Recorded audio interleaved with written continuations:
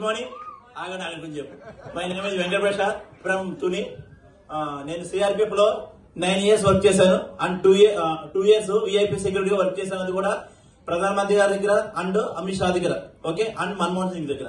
అయితే నేను 9 years చేసిన తర్వాత ఏది నా సాలరీ ప్రెజెంట్ ఎంత కొన్నారు? 1,16,000 పర్ మంత్. 1,16,000 per month. ఇప్పుడు జాబ్ రిజైన్ చేసాను.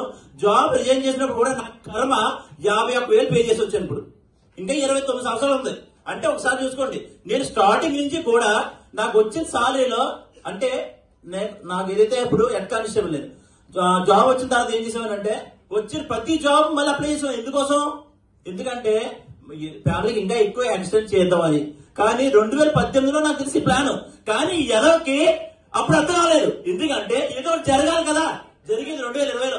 మా నాన్నగారు క్యాన్సర్ తో చనిపోయినప్పుడు 20 లక్షలు వచ్చేది. ఏం చేద్దాం? జాబ్లో ఎవరికైనా అంత వస్తుందా? చెప్పండి, వస్తుందా? కానీ ఎలా తెలియదు. అప్పటి అర్థమైంది 2020లో, బాబు నీకు ఒక ఆపర్చునిటీ ఏడ్స్ ఉంది, ఇప్పుడైనా రా అన్నారు. వచ్చింది, విజయం ఇచ్చుకున్నాం. హీరో ఎక్సలెంట్ గా 6,000 టీమ్ క్రియేట్ చేస్తున్నాం, డైమండ్ అవ్వబోతాం. చాలా మంది అంటే సారీ ఎవరేమనుకోవద్దు, చాలా మంది బుర్ర ఎలగదన్నమాట. ఇప్పుడన్నా బుర్ర ఎలగండి. ఎందుకంటే గ్రేట్ అవకాశం. ఇలాంటి ప్లాన్ కానీ, ఇలాంటి గ్రేట్ మెంటర్స్ కానీ, ఇలాంటి గ్రేట్ సక్సెస్ఫుల్ అప్లైస్ కానీ ఎక్కువ ఉంటారు. 1 and only షేక్ షాప్ లో అలాంటి గ్రేట్ నాకు మా మెంటర్స్ ఎవరు చెప్పలేదు జాబ్ మానేమని.